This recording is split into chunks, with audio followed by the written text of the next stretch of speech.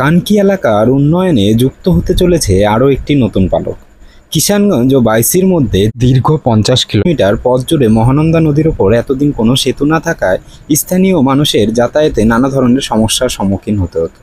এই দীর্ঘদিনের সমস্যা সমাধানের লক্ষ্যে মহানন্দা নদীর ওপর প্রায় 1 কিলোমিটার দীর্ঘ একটি আধুনিক সেতু নির্মাণের উদ্যোগ নেওয়া হয়েছে, যা বাংলাকে সরাসরি বিহারের সঙ্গে সংযুক্ত করবে। অত্যাধুনিক প্রযুক্তিতে নির্মিত এই সেতুর জন্য মোট 207 কোটি 75 লক্ষ টাকা বিনিয়োগ করা হয়েছে।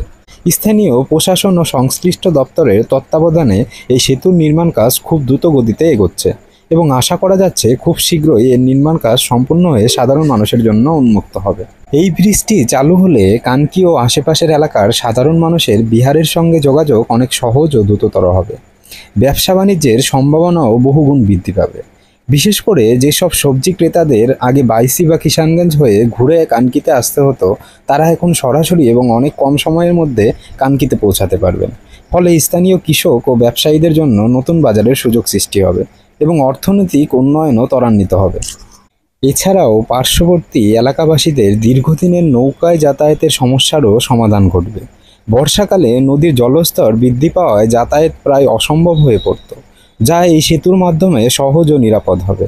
এক কথায় এই সেতু কানকি ও আশেপাশের অঞ্চলের উন্নয়নে এক নতুন দিগন্তের সূচনা করবে, যা ভবিষ্যতে এই এলাকার আর্থসামাজিক উন্নয়নে গুরুত্বপূর্ণ ভূমিকা পালন করবে।